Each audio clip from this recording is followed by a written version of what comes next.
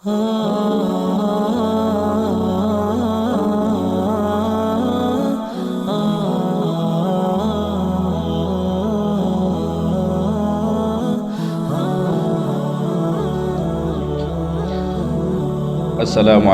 warahmatullahi wabarakatuh. Bismillahirrahmanirrahim.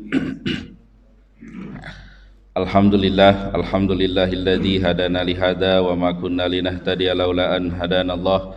Alhamdulillahilladzi jama'ana li hada wa ma kunna linajtami'a laula an jama'anallah. Asyhadu an la ilaha illallah wa asyhadu anna sayyidana Muhammadan abduhu wa rasuluh. Allahumma salli wa sallim ala sayyidina Muhammad wa ala alihi wa ashabihi ajma'in. Amma ba'du. Hadirin jamaah salat subuh rahimakumullah. Alhamdulillah, puji dan syukur kita panjatkan kehadirat Allah Subhanahu wa taala atas karunia nikmatnya kita telah melaksanakan salat subuh dengan berjamaah. Mudah-mudahan segala amal ibadah yang kita laksanakan senantiasa diterima oleh Allah Subhanahu wa taala. Amin ya rabbal alamin. Salawat dan salam semoga tetap tercurah atas Nabi kita, Nabi besar Muhammad sallallahu alaihi wasallam. Alhamdulillah, kita bersyukur kepada Allah, usia kita sampai di tahun 1445 Hijriah. Mudah-mudahan tahun ini lebih baik daripada tahun sebelumnya, dan saya mengajak khususnya diri saya sendiri untuk terus meningkatkan kebaikan-kebaikan kita, ya, sebagaimana sabda Nabi, man kana yaumuhu khairan min amsihi fahuwa rabih wa man kana yaumuhu misla amsihi fahuwa khasir wa man kana yaumuhu syarran min amsi fahuwa mal'un, atau kama qala sallallahu alaihi wasallam. Siapa yang hari ini lebih baik daripada hari kemarin, maka dia orang yang beruntung. Kalau hari ini sama saja dengan hari yang kemarin, maka dia orang yang rugi. Dan kalau hari ini lebih jelek, lebih tidak baik daripada yang kemarin, itu orang yang dilaknat, jadi tidak baik, ya. Kita evaluasi aktivitas-aktivitas kita, ya, mudah-mudahan semua aktivitas kita niatkan ibadah, terus mendekatkan diri kita kepada Allah Subhanahu wa taala. Baik, hadirin kaum muslimin rahimakumullah. Lanjutkan kajian kita buku Awwalu Marrah Tadabbarul Quran, artinya pertama kali merenungi Al-Quran.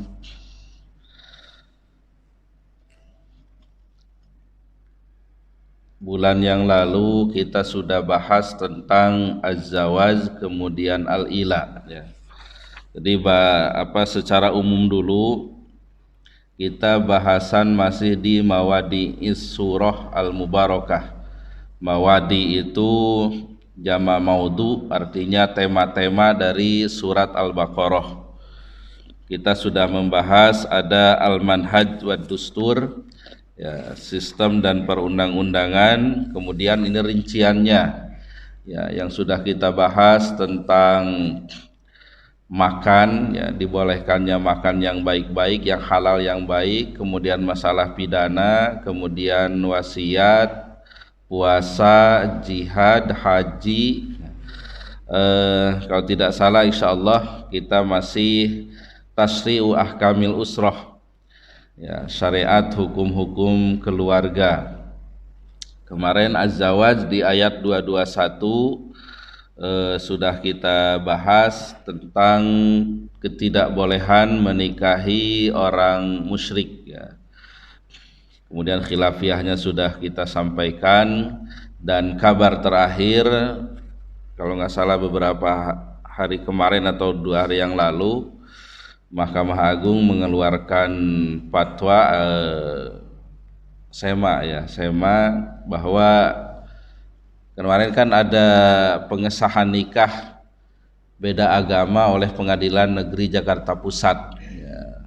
Kemudian Mahkamah Agung membentuk kelompok kerja dan menghasilkan surat edaran bahwa tidak boleh, ya, semua pengadilan mau agama atau negeri tidak boleh mengesahkan perkawinan beda agama, ya. Jadi sudah jelas, clear, ya, baik undang-undang, Mahkamah Agung juga sama.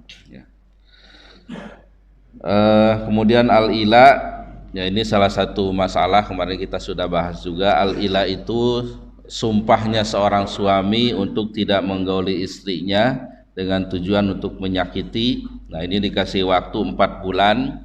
Kalau sebelum 4 bulan sudah kumpul lagi, mau kumpul lagi, maka harus ada kafarat sumpah kemudian kumpul. Kalau sudah 4 bulan harus ada ketegasan mau lanjut atau selesai berumah tangganya. Dan kalau sudah lewat 4 bulan si istri bisa mengajukan perkaranya ke hakim. Nah, kemudian bab berikutnya yaitu at-tolak, mengenai tolak. Nah, pastinya mengenai tolak ini cukup tahu sebagai teori ya, bukan untuk dipraktekkan. Baik, ayatnya ayat 227 sampai 232 ya. Jadi sering saya sampaikan di sini berulang kali ya. Secara umum Al-Quran itu terbagi 3 ya, ada akidah, kemudian hukum, dan yang ketiga itu kisah ya. Mengenai hukum ini ada hukum yang bahasa Az-Zarqa itu hukum diani dan hukum qadai. Hukum diani itu kaitannya dengan hubungan dengan Allah ya.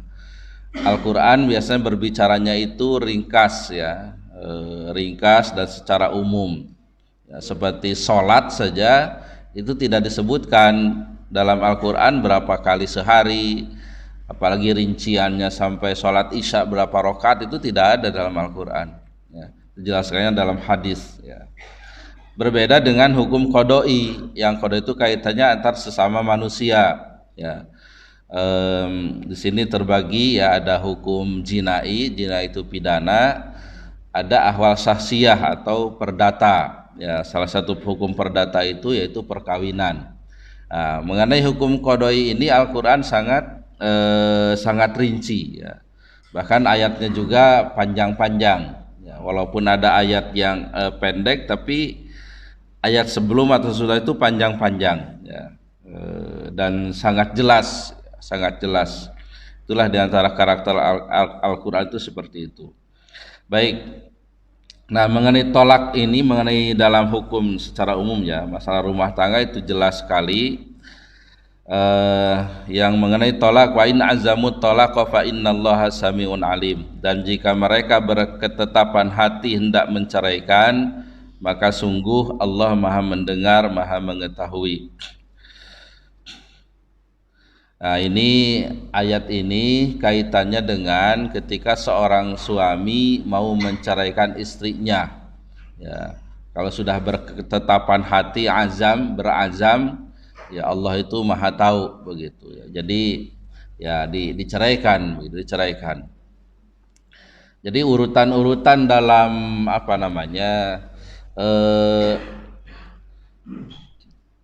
bahasa itu bukan niat ya. Jadi setiap ketika ada sesuatu yang kita inginkan itu ada tahapannya. Yang pertama ada namanya khotirah ya, atau khawatir zamannya. Lintasan-lintasan pikiran gitu. Lintasan-lintasan pikiran ya.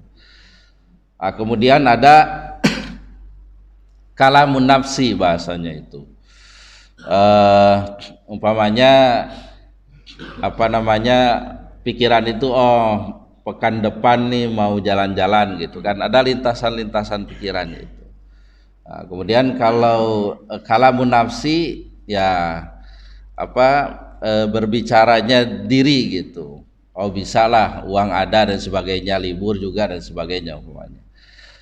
Nah, kemudian ada taswisus syaiton ya, kalau ini dalam hal kebaikan ya. Kalau hal dalam kebaikan itu biasa ada setan di situ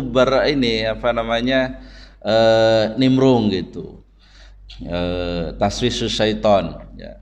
Kemudian setelah taswisus syaiton ada berikutnya itu azam. Azam itu sudah berketetapan hati. Jadi kalau mau berangkat itu sudah mempersiapkan perbekalan dan sebagainya begitu. Nah, kemudian ada niat ya. Kita mengambil definisi niat yang muqtaranan bi fi'lihi. Jadi sudah melangkahkan kaki keluar rumah, nah itu niat begitu.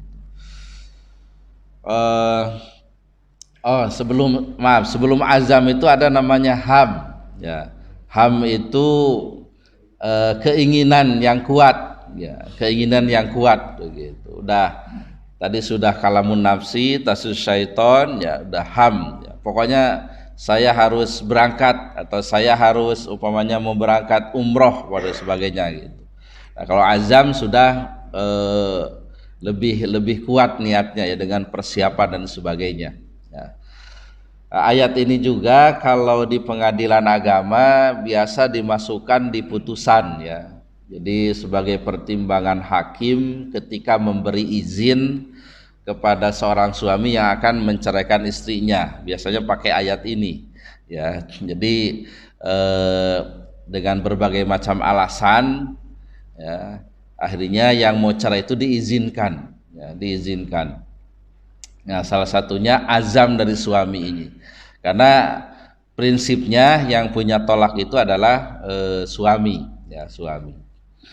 Baik, tadi ada talak yang berbagai macam talak. Talak yang dijatuhkan oleh suami itu namanya tolak roj'i ya. Roj'i itu dari roja'a, itu kembali, artinya bisa rujuk ya, bisa rujuk gitu.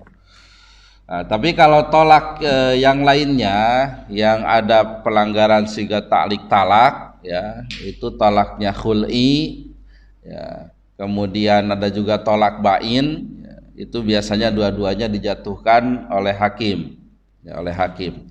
Nah, di sini perbedaannya, kalau yang dijatuhkan oleh suami ketika mau kembali dalam masa iddah itu harus rujuk ya, rujuk.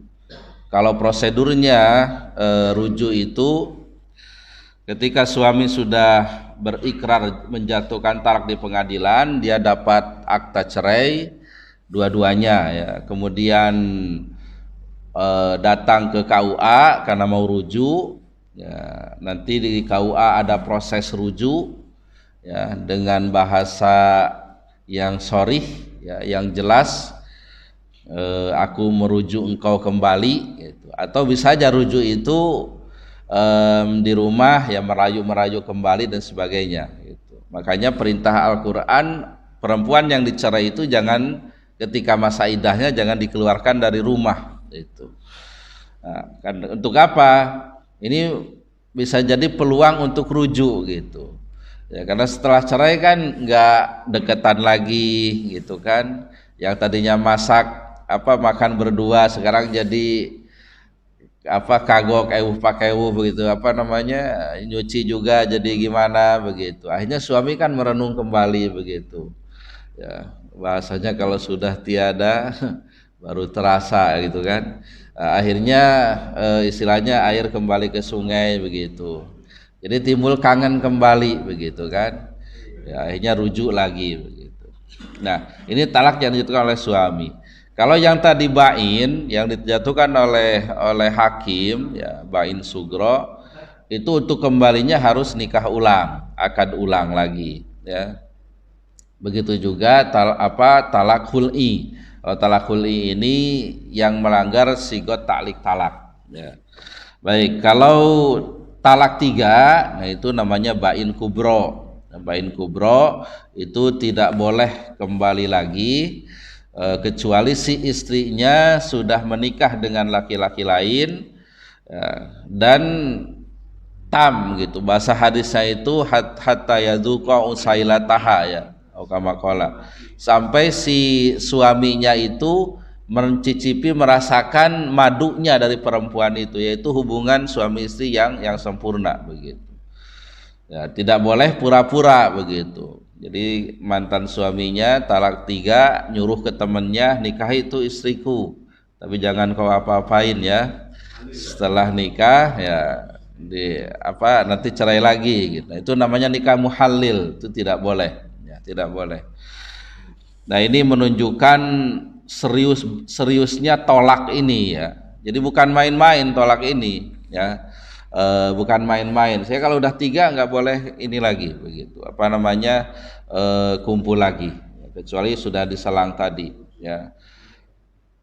Termasuk main-mainnya itu ya, entah saya sudah cerita atau belum di sini, talak 3 yang dijatuhkan 1 kali ya.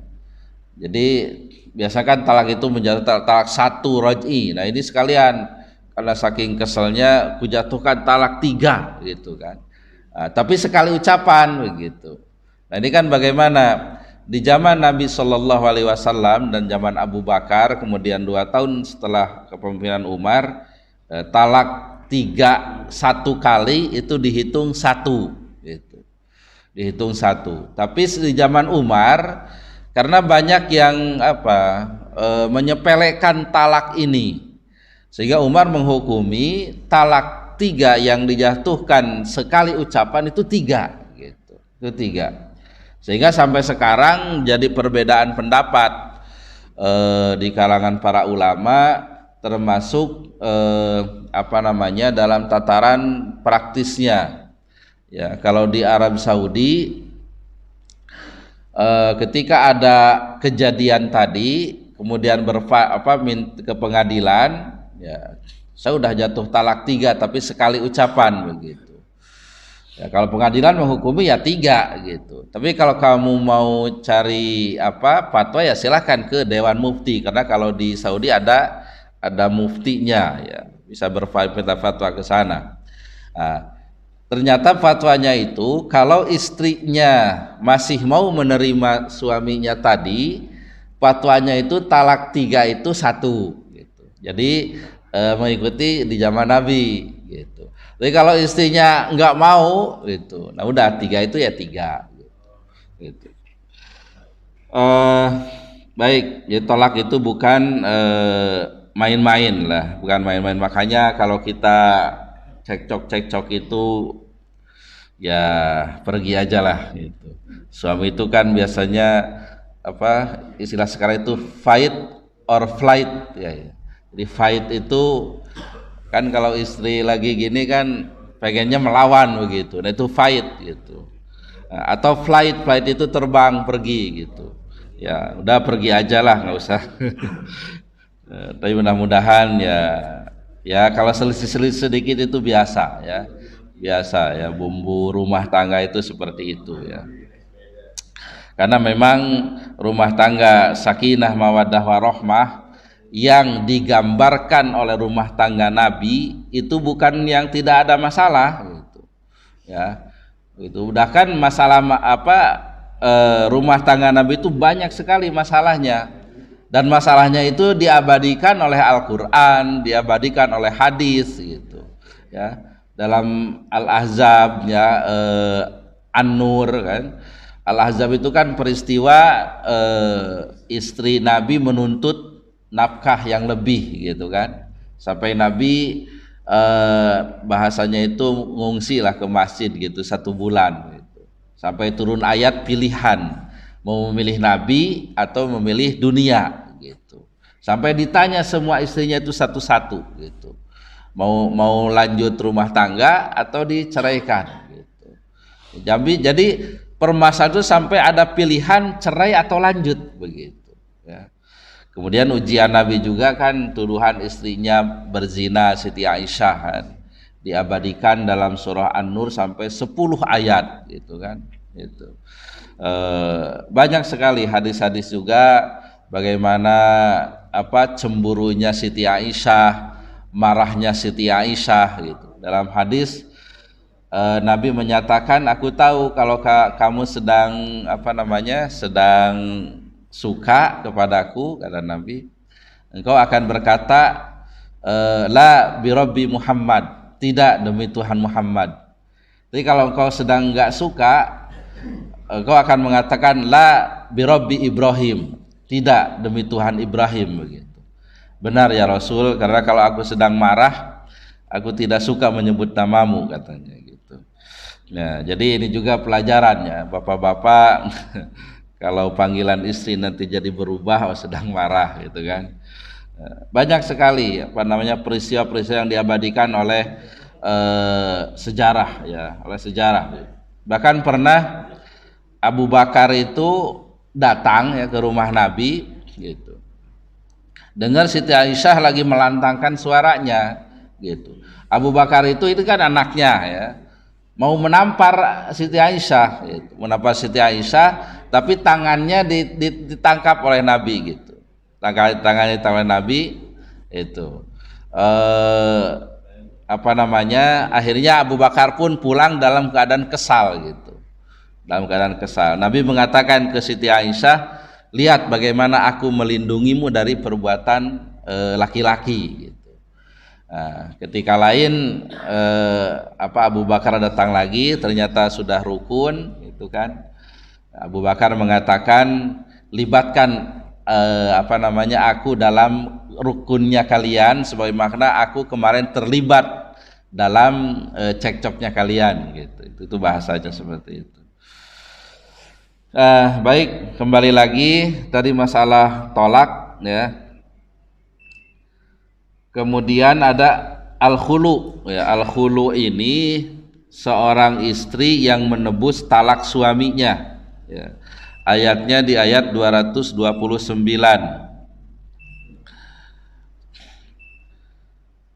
Saya bacakan saja, ini panjang ayatnya. A'udzubillahi minasyaitonirrajim. At-talaqu marratani fa imsakum bima'rufin aw tasrihum bi ihsan wa la yahillu lakum an ta'khudhu mimma ataitumuhunna syai'a illa ay yakhafa alla yuqima hududallah. Wa in khiftum alla yuqima hududallahi fala junaha 'alaihima fima ibtadat bih. Tilka hududullahi fala ta'taduha wa may yata'adda hududallahi faulaika humuz zalimun. Talak yang dapat dirujuk itu 2 kali. Setelah itu suami dapat menahan dengan baik atau melepaskan dengan baik. Tidak halal bagi kamu mengambil kembali sesuatu yang telah kamu berikan kepada mereka, kecuali keduanya atau suami dan istri khawatir tidak mampu menjalankan hukum-hukum Allah. Jika kamu wali khawatir bahwa keduanya tidak mampu menjalankan hukum-hukum Allah, maka keduanya tidak berdosa atas bayaran yang harus diberikan oleh istri untuk menebus dirinya. Itulah hukum-hukum Allah, maka janganlah kamu melanggarnya. Barang siapa melanggar hukum-hukum Allah, mereka itulah orang-orang yang zalim. Nah, ini jelas ya, talak yang dapat dirujuk itu 2. Nanti di ayat berikutnya kalau sudah talak 3. Kalau sudah ditalak ya, itu bahasanya imsak ya, bi ma'ruf atau tasrih bi ihsan gitu ya. Jadi suami itu harus tegas gitu, dalam rumah tangga itu. Imsak bil ma'ruf itu kalau mau rumah tangga yang baik, kalau mau dicerai yang baik begitu. Karena sekarang ini kan banyak suami-suami yang tidak tanggung jawab kepada istrinya itu. Diceraikan tidak, tapi dinafkahi juga tidak begitu. Ada bahasa Sunda itu dikur-kur teu diawur, dicancang teu diparaban bahasanya itu. Jadi dikur-kur itu manggil ayam itu kur-kur-kur gitu kan. Tapi enggak dikasih makan, diawur itu dicancang itu diikat. Tapi teu diparaban, diikat tapi enggak dikasih makan begitu. Ya. Jadi ada bahasa lainnya. Saya senang bahasa Sunda itu, bahasanya awet trajet begitu ya. Jadi ya enggak benar gitu, enggak benar. Suami itu harus tegas, ini perintah ayatnya. Imsak bil ma'ruf atau tasrih bi ihsan. Kalau mau cerai ya cerai dengan baik ya, artinya cerai dengan baik itu nanti ada konsekuensinya ya, dibayarkan mut'ahnya, kemudian dibayarkan juga nafkah iddahnya gitu. Nah ini pelajaran dari ayat ini ya, jadi harus tegas ya. Kemudian kaitannya dengan khulu, fa in khiftum alla yuqima hududallah. Kalau kalian para wali takut bahwa hukum-hukum Allah itu tidak ditegakkan. Nah, ini jadi konsep kapan bolehnya sebuah rumah tangga itu pisah itu. Yaitu ini, kalau hukum-hukum Allah sudah tidak bisa ditegakkan lagi gitu. Dalam rumah tangga itu kan ada hak dan kewajiban. Ketika istri atau suami tidak bisa lagi melaksanakan kewajibannya, nah itulah maksudnya hukum Allah tidak terlaksana lagi di dalam rumah tangga itu gitu. Ya umpamanya tinggalnya sudah berjauhan bertahun-tahun gitu. Atau suami sudah tidak menafkahi, ya tidak menafkahi. Nah itu kan hukum-hukum Allah tidak tegak di sana gitu. Maka biasanya itulah yang jadi pertimbangan dari hakim menjatuhkan talak suami tersebut begitu. Ya, karena ketika katakanlah udah pisah, tidak dinafkahi juga gitu kan, istri itu tersiksa, terdolimi begitu. Dan Islam itu kan tujuannya menghilangkan kedoliman begitu. Itu pertimbangannya. Jadi hukum-hukum Allah tidak bisa ditegakkan lagi. Ya tidak apa-apa di sini fala junaha alaihima fima tadat bi. Jadi si istri bisa membayar kepada suaminya supaya suaminya itu menjatuhkan tolaknya gitu. Ya, ini di awal Islam prakteknya talak itu. Kalau suami yang tidak menjatuhkan talak, maka istri membayar ke suaminya supaya talaknya itu dijatuhkan. Namanya khulu ya. Nah, khulu ini bahasanya itu sekarang ada istilah khulu murni ya. Khulu murni itu prakteknya tadi. Tapi di pengadilan sekarang sudah jarang ketemu lagi yang seperti itu ya. Jarang ketemu lagi gitu.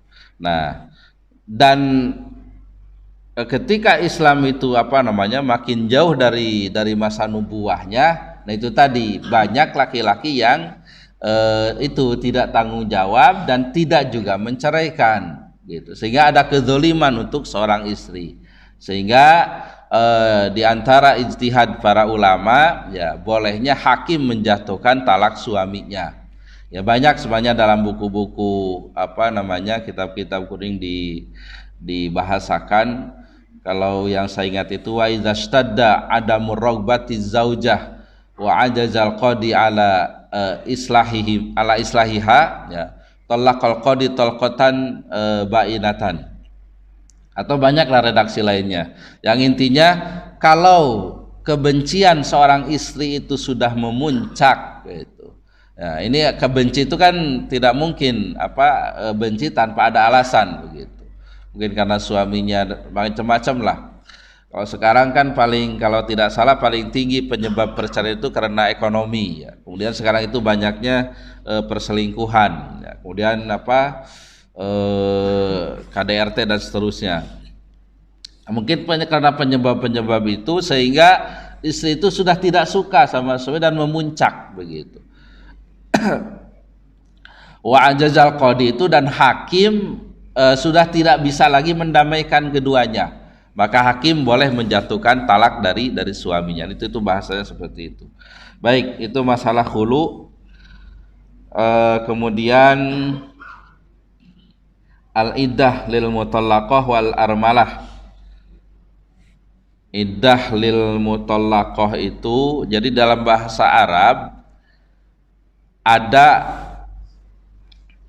mutallaqah, ada armalah ya. Dua-duanya diterjemahkan janda ya. Kalau al-mutallaqah itu jandanya janda cerai. Kalau armalah itu jandanya janda ditinggal mati suaminya gitu.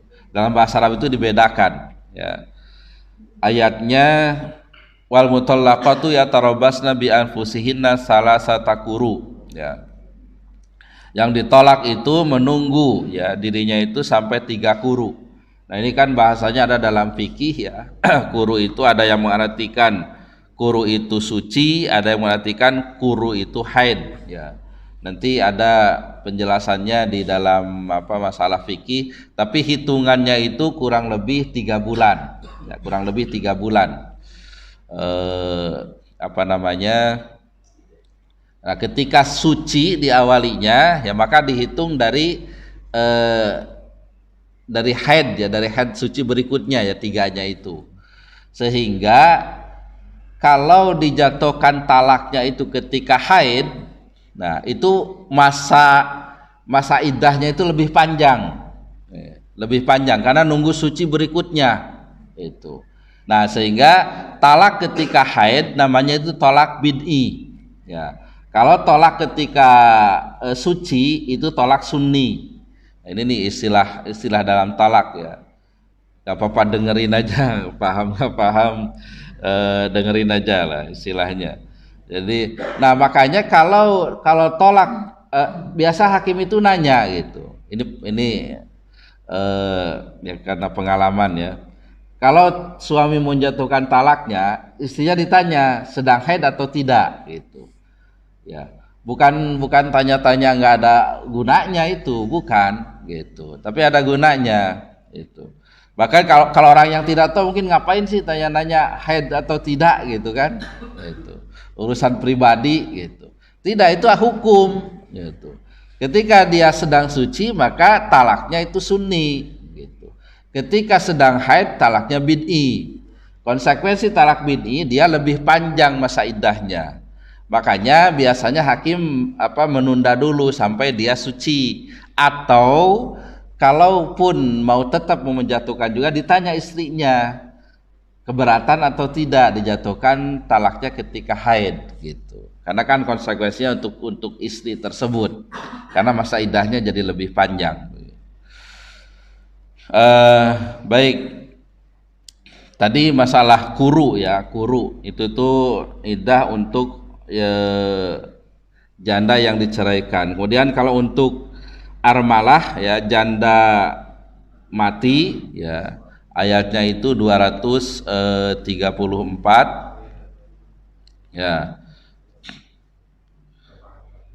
Walladzina yatawaffawna minkum wa yadharuna azwaja yatarabbasna bi anfusihinna arba'ata asyhuri wa asyra.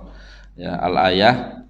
Dan orang-orang yang mati di antara kamu serta meninggalkan istri-istri, hendaklah mereka istri itu menunggu 4 bulan 10 hari gitu. Jadi kalau yang janda ya nunggunya itu dengan bahasanya 4 bulan 10 hari ya. Tidak dengan haid atau suci gitu, bahasanya itu beda ya. Dan di sini juga ada menurut para ulama ya yang paling kuat itu masa ihdad ya. Ihdad itu apa ya, masa, kalau bahasa Sunda itu ngusut ya. Ngusut itu tidak berhias gitu, tidak berhias ya. Apa bahasa Indonesianya? Jadi selama itu seorang istri dan suaminya itu tidak boleh berhias yang bisa menarik laki-laki itu suka kepadanya gitu ya, kecuali sewajarnya saja gitu, sewajarnya saja gitu. Itu ihdad bahasanya. Nah ini adanya ketika masa iddah juga, masa iddah itu 4 bulan 10 hari. Nah, kita dibatasi waktu juga ini, suruk jam 6 lewat 5 menit ya, jadi kita sampai ke ya, atau sedikit lagi lah an-nafaqah wal mut'ah ya. Ini intinya saja di 236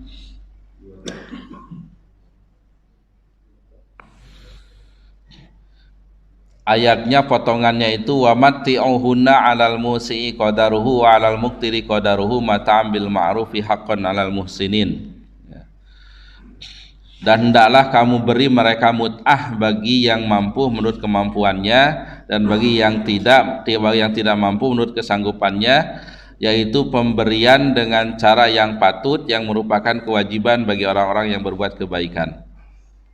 Nah, ini masalah mut'ah. Jadi kalau seorang laki-laki menikahi seorang perempuan itu dia bayar mahar, mas kawin. Nah, ketika si suami itu menceraikan istrinya, maka dia bayar namanya mut'ah, semacam penggembira itu. Kalau bahasa ya mungkin menyebutnya bahasa kasar ya. Kasarnya itu diibaratkan semacam pesangon begitu. Ya, itu bahasa kasar, tidak boleh ya. Itu bahasa Al-Qur'an itu mut'ah gitu. Nah, mut'ah itu disesuaikan dengan kemampuan suami ya, dan biasanya melihat lamanya rumah tangga begitu ya, dilihat masa pengabdian seorang istri kepada suaminya ya. Biasanya kalau praktek di pengadilan ketika ada cerai talak ya, ini suami mau menceraikan ini istrinya. Nah, biasa istrinya ini menuntut ya, namanya gugatan rekonvensi, menuntut mut'ah.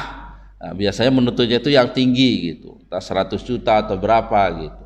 Nah, biasanya suaminya kalau dia sanggup dengan sesuai tuntutan, maka itulah yang diputus begitu. Jadi suami membayar segitu.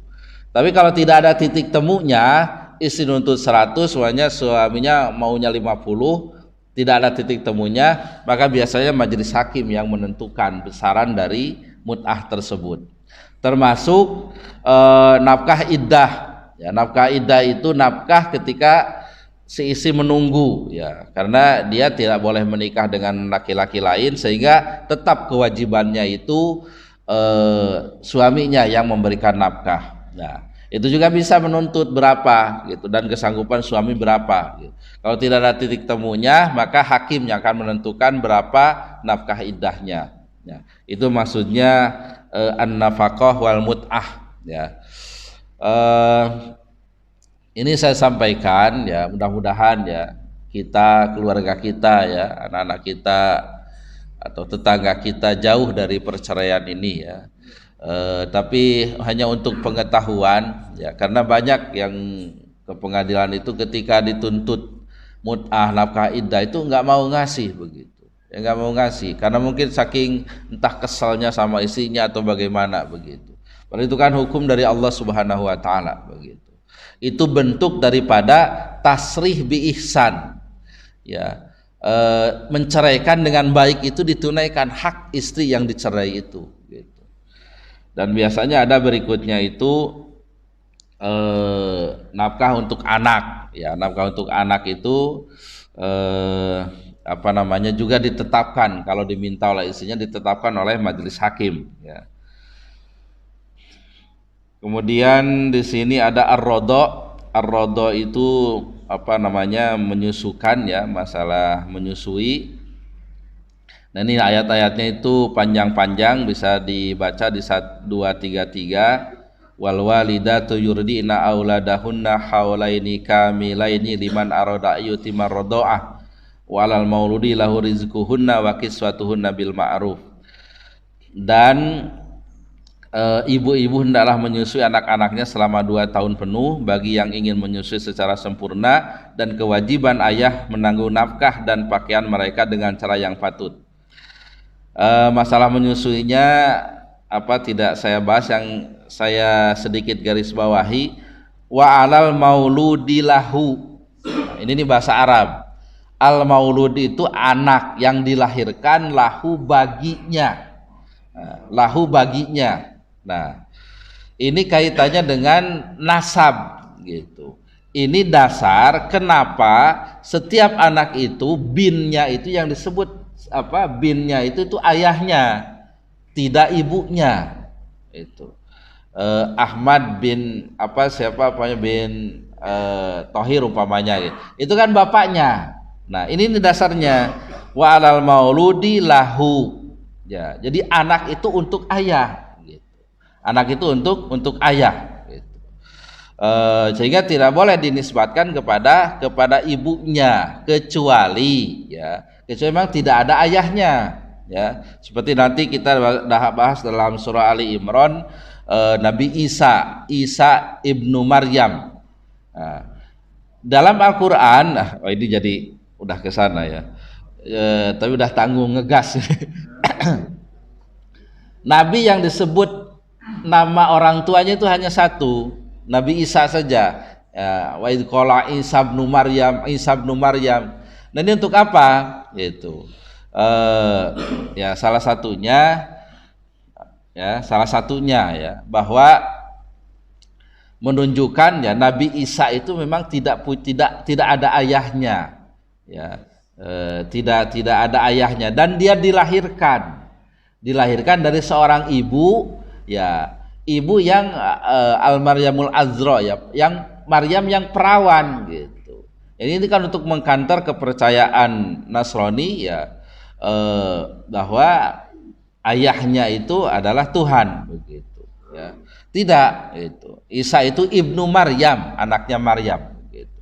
Nanti itu bahasannya apa namanya lengkapnya di surah Ali Imran. Nah, tapi ada yang mirip Siti Maryam di kita ini. Tapi bukan mirip ya bahasanya. Ya, tidak jelas ayahnya ya, tidak jelas atau hamil duluan ya, sehingga apa namanya anaknya itu jadi anak tidak sah ya, anak tidak sah. Nah, itu dinisbatkan juga dalam akta kelahiran anak dari ibunya gitu, anak dari ibunya ya. Baik, kalau terakhir ini masalah haid ya, ini dibahas juga dalam Al-Quran ya, sampai serinci itu ya Al-Quran ya, apa namanya membahas ya, wa yas'alunaka 'anil mahid qul huwa adzan fa'tazilun nisa fil mahid wala taqrabuhunna hatta yathurna ya.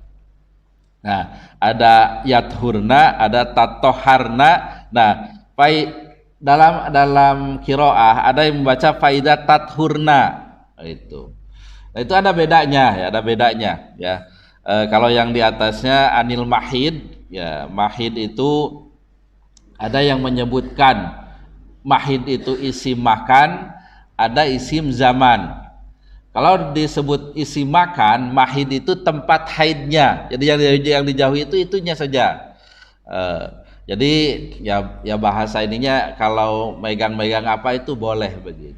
Tapi kalau yang berpendapat mahid itu zaman, istrinya itu dijauhi gitu. Nah, tapi mayoritas ulama berpendapat mahid itu tempat haidnya, itu tidak boleh menggauli isi ketika haid. Ya. Nah, kemudian bahasa tathurna dan tatoharna. Kalau tathurna itu suci, berhenti haidnya. Kalau tatoharna harus sudah mandi dulu gitu, bersih mandi besar dulu gitu. Makanya ada beda pendapat, boleh nggak digauli sebelum mandi gitu, tapi udah berhenti gitu. Nah, ada yang boleh. Itu ayatnya tadi dibacanya faidah tathurna gitu. Tapi lebih baik faidah tatoharna ya. Jadi sudah bersih-bersih dulu. Baik, itu tuh Al-Qur'an sangat rinci membahas seperti itu ya, karena saya sampaikan tadi hukum yang kaitannya dengan manusia sangat rinci ya. Baik, barangkali ada yang mau menambahkan atau salah mau diluruskan atau ada pertanyaan, silakan.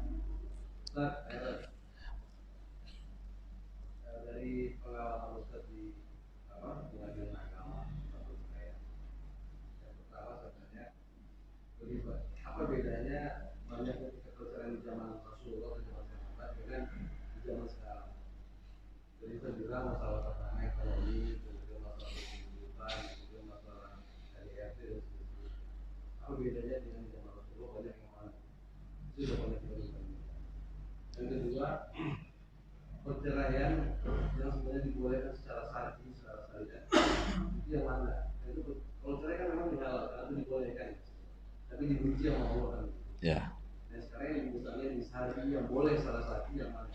Dan yang ketiga, apakah hakim-hakim itu pada saat sekarang itu saya dalam bercerai gitu ya kan punya salah satu dinasihati gitu. Nasihatnya seperti apa? Apakah sesuai dengan syariat atau pasti ada patokannya bahwa nasihat itu? Kira-kira gimana? Ya. Baik, kalau masalah penyebab tadi ya kita bisa membaca datanya itu memang dari Al-Qur'an ya. Kalau Al-Qur'an yang diabadikan dalam Al-Qur'an kan perceraiannya Zaid bin Harisah ya, anak angkatnya Nabi dengan Zainab. Tapi itu penyebabnya itu memang Zainab dalam sejarahnya ya. Karena Zaid ini kan tadinya budak ya, sementara Zainab ini orang yang mulia, jadi tidak sekufu ya, tidak sekufu gitu. Jadi belum bisa menerima suaminya ini mantan seorang budak ya, walaupun sudah dimerdekakan oleh Nabi ya, diangkat anak oleh Nabi begitu. Ya, itu tuh penyebabnya. Jadi tidak ketidaksekupuan sehingga timbul perselisihan. Ya. Kemudian perceraian Abdullah bin Umar juga tidak jelas juga di situ apa penyebabnya. Begitu juga dalam surah At-Tolak itu para ulama sepakat itu Nabi menceraikan salah satu istrinya. Ya, dan menurut para ulama itu adalah Hafsah, ya, Hafsah binti Umar. Tapi Nabi merujuk kembali itu Hafsah. Tapi uniknya di situ para ulama tidak tahu apa penyebabnya itu perceraian itu. Ya, penyebabnya itu tidak tahu. Ini artinya apa? Masalah rumah tangga itu masalah apa? Internal, pribadi, gitu. Dulu kan zaman Nabi yang pernah perang, jadi banyak orang bercerai itu karena cerai mati. Jadi janda itu karena dia mati sebelum. Apa gara-gara itu orang mati? Oh, cerai mati atau cerai hidup itu? Ya, maksudnya, ya itu termasuk juga kan cerai juga, cerai mati sama cerai hidup. Ya, ya, ya. Saya belum bisa menangkap kalau membandingkan dengan sekarang ya. Karena tadi kalau zaman sekarang ini kan kita dari data laporan ya. Tapi dalam prakteknya sidang perceraian itu tertutup untuk umum. Tertutup untuk umum, nggak boleh tahu. Ada publikasi putusan itu harus dianonimisasi. Ya, bisa kita baca putusan-putusan perceraian itu bisa kita baca. Tapi yang ada di direktori putusan itu sudah dianonim, namanya itu sudah nggak ada namanya di situ. Yang tadinya Ahmad menjadi pemohon, termasuk nomor akta nikah atau apa pokoknya yang menunjuk seseorang itu sudah tidak ada. Itu yang ada di ini. Jadi kalau pembahasan saya ini dari laporan gitu. Jadi penyebab perceraian itu ekonomi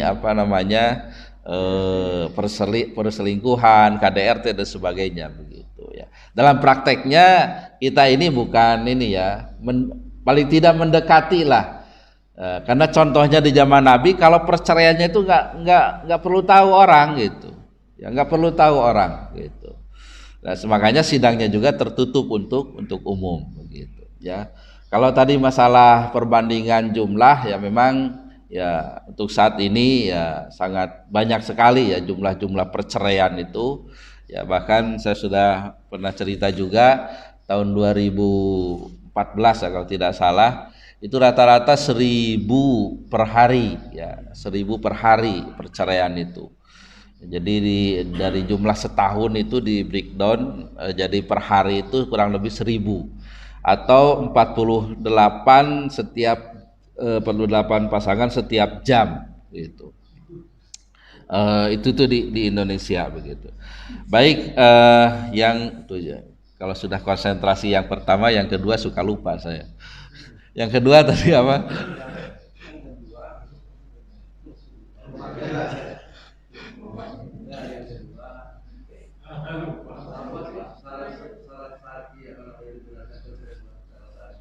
Oh ya.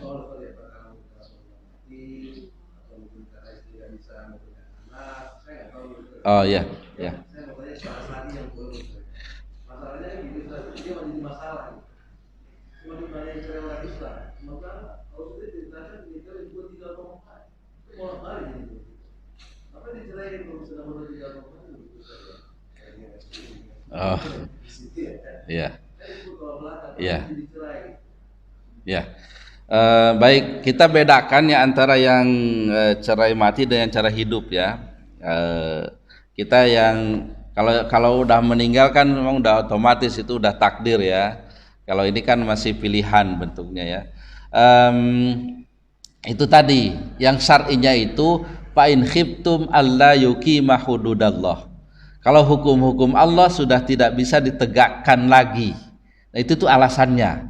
Ya, hanya cekcok terus gitu kan, apalagi sampai menyakiti dan sebagainya, itu kan hukum Allah tidak terlaksana di situ.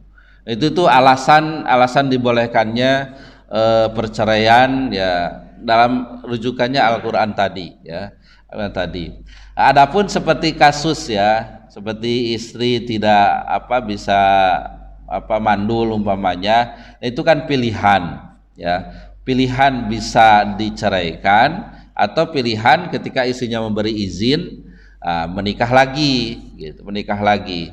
Tapi ya itu harus ada izin, bahasa undang-undang itu persetujuan istri, izin pengadilan, gitu, izin pengadilan. Kalau pegawai negeri ya harus ada izin dulu dari pejabat, ya, dari pejabat, kemudian persetujuan istri, baru izin dari pengadilan, ya.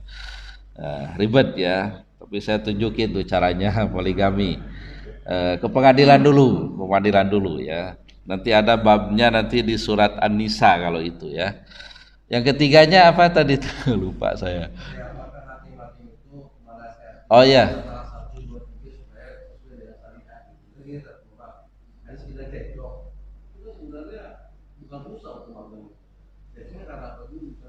Ya. Ya. Iya. Iya. Oh ya, ya, ya, ya. Baik. Dalam prakteknya, pengadilan agama itu bukan lembaga perceraian, tapi lembaga menyelesaikan masalah, ya.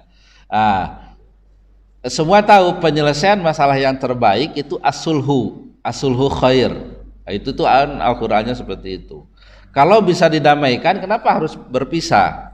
Makanya ada Perma 1 tahun 2016 itu perintah mediasi, ya. Dan itu harus dilaksanakan dengan maksimal. Harinya pun bisa 2 minggu, bisa sampai ditambah lagi, gitu. Nah, praktek mediasi itu biasanya serius hakim itu atau mediator lah, untuk mendamaikan pihak itu, ya. Dilihat penyebabnya, kemudian bahkan ada istilah kaukus, ya. Kaukus itu ini kalau mau mendamaikan yang cekcok itu ada kaukus. Kaukus itu dipanggil satu-satu, gitu. Biar ngomong tanpa ada lawannya, ini itu namanya kaukus, gitu. Sehingga mediator itu bisa menangkap, oh versi suaminya begini, versi istrinya begini, ketika bicara tanpa ada pasangannya. Biasa kan lebih bebas itu orang bicara, gitu. Nah, itu tuh ada seperti itu, ya. Bahkan ada juga kalau meminta, ada dalam Al-Qur'an itu nanti hakamain. Ya, hakamain itu perwakilan dari istri, perwakilan dari suami yang bertemu untuk mendamaikan ini. Dan hakim itu harus buat namanya putusan sela. Sidangnya harus ditunda dulu, gitu. Sampai ada kesimpulan laporan dari hakamain ini. Jadi artinya upaya mendamaikan itu dalam tanda petik sangat maksimal, ya, yang saya lihat di pengadilan itu, ya. Dan nanti dengan adanya laporan dari mediator itu jadi pertimbangan bagi majelis hakim, ini dikabulkan atau tidak perceraiannya, gitu. Didamaikan berkali-kali dengan serius pun udah tidak bisa juga, gitu kan. Makanya nanti diizinkan banyak bercerai, gitu kan, ya. Baik, itu dalam prakteknya, ya. Karena udah siang, ya, mudah-mudahan ada manfaatnya. Mohon maaf atas segala kekurangan. Saya akhiri dengan doa kafaratul majlis. Subhanakallahumma bihamdika asyhadu an la ilaha illa anta astaghfiruka wa atubu ilaik. Alhamdulillahirabbil alamin. Assalamualaikum warahmatullahi wabarakatuh.